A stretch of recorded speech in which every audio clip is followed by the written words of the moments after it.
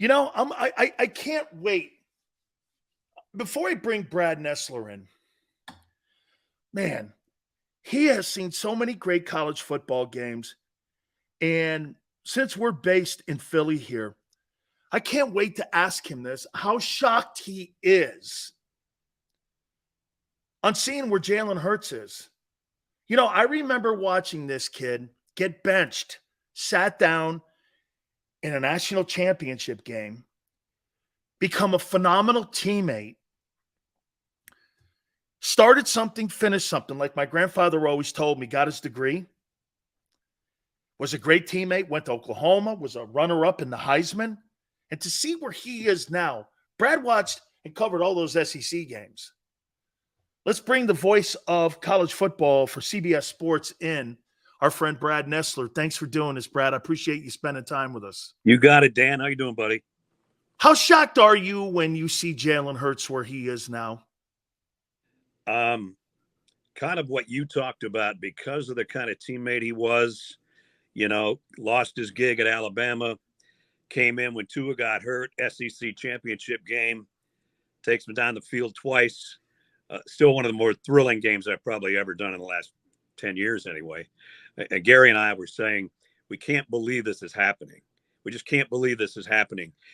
First of all, he was the star. Tua comes in, they change the offense, more prolific arm, and Jalen just hangs in, and he's an unbelievable teammate. And to this day, I think he just changed his cell phone number. So Jalen, if you're listening, text me your new number, bro. But I would text him when he went to Oklahoma, great job when he had a great game, or if he didn't have a great game, keep your head up, kid. When he got to the pros, and he started to develop what he is now, I'd text him weekly. If they lost, I'd say, hey, man, you're playing great. When he got his new contract, that's probably when he changed cell phone numbers, Dan. And, I said, you earned every buck of that. And I just think he's a great kid. He's not a kid anymore, but I knew him as a kid, and so I still think of him that way.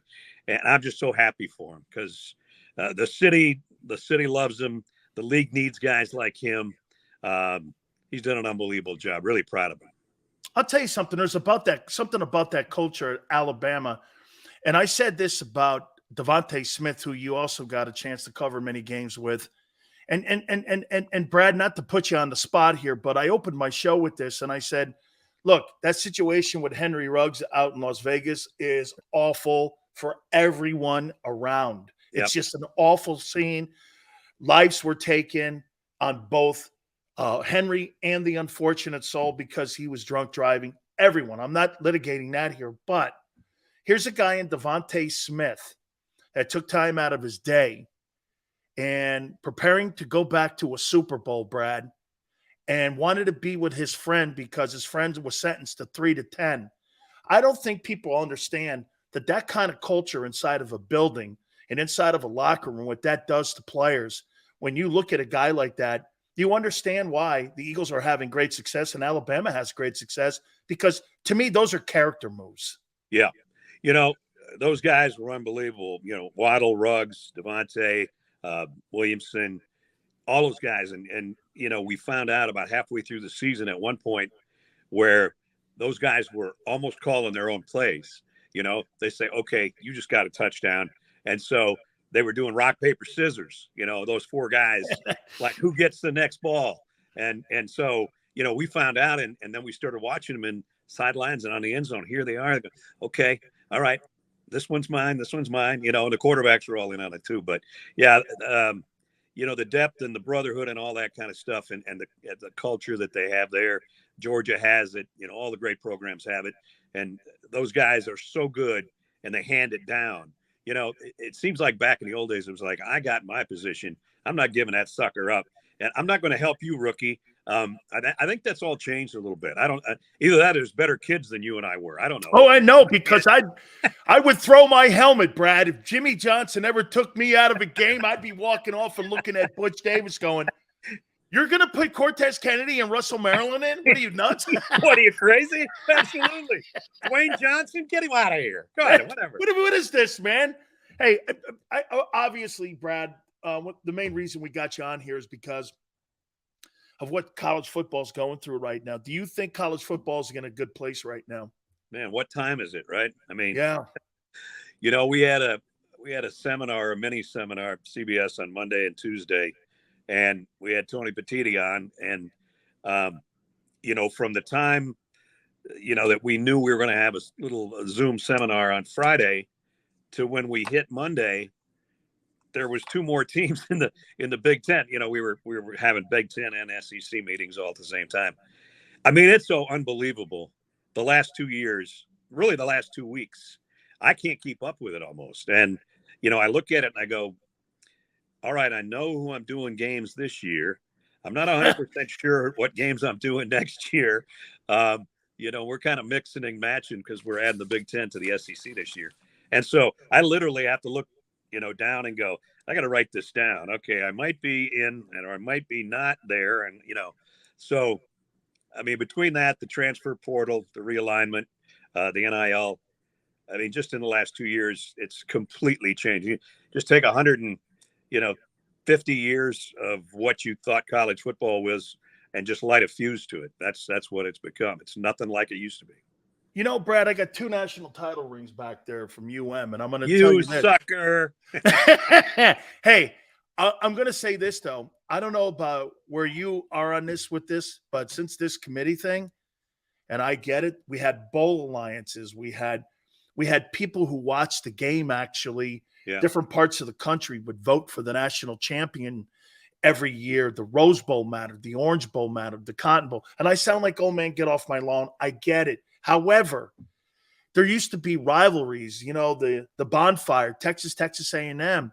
It just seems to me, and I know that television networks are part of all this thing here. Hopefully we can get Brad back here. But and what we've kind of talked about a little bit over the last 2 days. And Brad, what it's been is it just seemed that back then there was a shot that BYU could win the national title. Yeah. And ever since 84, it just seems there's been such a push to make sure that never happened again, that the Holiday Bowl would never be the end all for a national champion. Do you believe that's why we're in the position where we're at now? Is that they just want to protect their own, the big conferences? Or am I going too deep into this? No, I don't know. No, you're not. It's become a big question the last few years. Are the bowl games worth anything if you're not in the playoff, rotation? And I don't know, like we do the Sun Bowl every year, and the kids seem to be excited, the ones that actually show up. But that actually started the whole Christian McCaffrey thing. Stanford was supposed to be there one year. He was one of the first guys that didn't show up. And so, we had to make a big deal out of that. And then in subsequent years, I mean, last year, I think, I think 9 Pittsburgh guys bailed out. So, I've become used to it, but do I like it? No. Would I go and play in a minor bowl game if I was a kid that had an NFL future? Hell no, I wouldn't. I mean, we've seen that happen too, and take guys out and, they don't come back for 2 years. So I get it. I love the old way, but like you said, I don't want to be the guy telling you to get off my lawn either. I know it's going to change, and we got to change with it, or what else are we going to do? So that's kind of how it is. And even with the 12-team playoff coming up, next year, it's still going to be the same. There's maybe 6 teams every year that can win the national title. You can't tell me one of those 12 teams that came out of wherever, doubtful that they could make it through the gauntlet to get there, So it's going to be the same kind of thing. It's just that there's a few more guys who are going to have a chance. Don't you agree, Brad? You probably have a better – I wonder if you have a better – I don't want to speak for you here. Do you have a better passion for calling college basketball than you do college football because of what you just said? Like you said, and I agree, for the last 20 years, there's probably been 7 teams that are going to win the national title. At least when you're calling for CBS, the tournament, March Madness, you can get a George Mason or a George Washington going to the Final Four, yeah, and you can get a Butler going there. There's some theater to it, and there's some actual – you don't have to be an elite program to get to that game. Nuances could help you get there. Isn't it? It's harder to win a national title, I think, with the college basketball than it is with college football if you're not one of those 6. Yeah. I had Princeton in my region last year. That was a blast because, they hadn't been there in forever, and then they never made the second round. And so, that in itself was worth the price of admission for me for first and second rounds. So from that standpoint, yeah.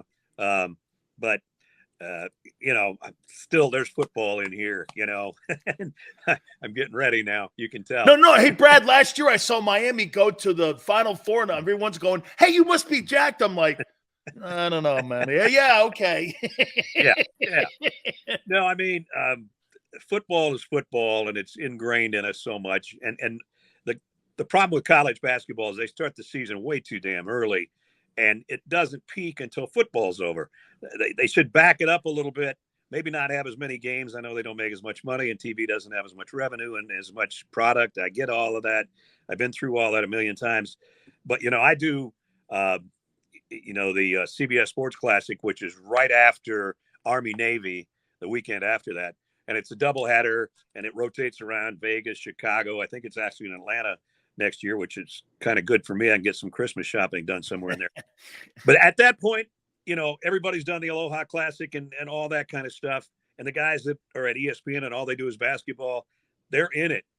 The rest of the country has no idea if anybody's any good at that point. And you got to wait till January. You got to wait till conference season starts. Then you start getting into hoops, and then by the time you get to March, everybody's crazy. But I don't know. They should separate a little bit more so, football can have its place and college basketball can have its. Couple last questions for you here. The impact of the Pac-12 closing their doors will be what you think in college football? I mean, what happens to the Rose Bowl? Where are we going with that? I mean, it's the elite college bowl game, non-tournament. I mean, where are we going without the Pac-12 here? I think they'll try to load up, Big Ten opponents to kind of keep, well, it won't be a Rose Bowl, but to have games that matter out there. They'll have Michigan playing UCLA or Ohio State playing USC, or, to keep some kind of interest on the West Coast for big time games. Notre Dame, whatever, that won't, I don't know where that's even going to happen now. So there's so many questions that I don't have answers to, and I wish I did. And I'm probably happy I don't, because I'm just going to go with the flow and see how it works out. Notre Dame, you mentioned them. Where are they in this? I mean, are they Teflon because of that NBC television deal that they have where – see, I was told this by Ed DeBartolo, who's an alumni, and I go, Ed, why don't you guys join a conference? He goes, well, for advertisers and for branding. Notre Dame, Brad, would rather be the 23rd team in the country than the 3rd team in the SEC West, because it makes it look like a bigger brand and a national brand. Do you think there's context to that? Well, I think, having the NBC deal has been perfect for them. And then having Notre Dame, their new athletic director, having come from NBC, they're going to re-up and they'll get a bigger chunk, not as much maybe as the SEC and the Big Ten people do. I mean, they would be the biggest fish you could ever launch or ever land in your life if the SEC or the Big Ten drew them in. But the way it's set up now, it's like next year, CBS is going to have the 3:30 game. NBC's got their Notre Dame home package, and then NBC has the nighttime Big Ten package. So, it's like a triple header every weekend, and it's all going to be cross-promoted, kind of like the NFL does now, not saying keeping it real quiet. Well, oh, wow, the Chiefs and the Patriots are coming up, but that's on CBS. We can't say that. That used to be the old way, and now everybody's kind of going, all right, let's just keep this flowing. And so that's the way it's going to be. And so Notre Dame's always going to have their one spot, stuck in the middle there, and they'll be happy with that, I guess. But yeah, if anybody lands them, that'll change everything again. I still think it's going to be 3 20-team conferences when we're all said and done. I've been saying that for 5 years, and I'm getting closer to being right. Yeah. If I keep holding on, Dan, long enough, damn it, I'm going to be right sometime. Final question that I want to bring a little thing to you that you may remember. Clemson FSU. You think they join the Southeastern Conference in the next 3 years? Something like that's going to happen. What's funny is Clemson used to be in the SEC. Yeah. But South Carolina doesn't want Clemson in the SEC. And Florida doesn't want Florida State or Miami in the SEC. So they got all those inner battles to fight. Would it be great? I think it'd be awesome. I think they should have been in there probably a long time ago when things were already switching around. They should have done it a long time ago, and then they wouldn't have this going on right now. You know, Brad, I have to say this to you about your NFL days. So I was on the Buccaneers in '87, and Gerald Riggs was – get this, folks. The Atlanta Falcons used to play at Old Fulton County. And we're in the rain, and I'll never forget this. I don't know. After the game, Brad, you went down because in an exhibition game, I think Gerald Riggs blew his knee out. Yeah. And he was, I think the year previous to that, I think he had led the NFL in rushing. And I think I met you because weren't you doing Atlanta Falcon games back in like 87, like right. that, 87, 88? Yeah, I started in 82, and I think I went to 87 or something like that. But yeah, G. Riggs, he blew out his knee, and like 2 years before that, William Andrews did the same thing, and then that's where Gerald got his head start to get a 1,000-yard season. So one time they had both those guys that were rolling back there in the backfield. So yeah, Gerald's still a good friend of mine. That goes back, man, and I know it was raining because it always rained at Fulton County State. and not just for Falcons. If you ever did a Peach Bowl back in those days, it not only rained, it was about 12 degrees. So that was hey, this is what you used to hear Keith Van Note. Van Note used to go like this: keep him in the mud, keep him in the mud. He was a good mudder right in the middle, wasn't he? Oh my God, was he a great ball player. Brad, have great success this year, great calls this year. I'm looking forward to watching those Southeastern Conference games. They are absolutely always awesome, and you are always awesome to me finding time. Thank you so much, my friend. Thanks, buddy. I'll talk to you soon. You got it. The great Brad Nessler, the voice of college football for CBS. Make sure you check him out. Also, make sure you check out Big Sills, the official home of the 2023 football season will be Hooters and King of Prussia. Our 35-year relationship with our great friends at Hooters is now coming to the Philadelphia area. Hooters KOP, if you're looking to get your fantasy leagues together so that you can get your draft, call them now. Seats are limited. Make sure you get there. By the way, tonight is going to be packed. It's going to be absolutely packed because this is your official home also for all exhibition football and for the Philadelphia Eagle fans. Make sure you get there. World famous Hooter Girls Tuesdays. You're going to love it. One of the great traditions. Buy 10 wings, get 10 boneless wings free on Wednesdays. Here we go, right? Wednesdays, Thursdays, you have great specials. 40-year anniversary when you get there on Wednesdays. 1983, all you can eat. Kids eat for free on Saturdays. Happy hours. Here we go, man. We're talking football here. 6 items for $6. Make sure when you get to Hooters in King of Prussia at 240 North Gulf Road, you do me a favor. You tell them Big Sil sent you.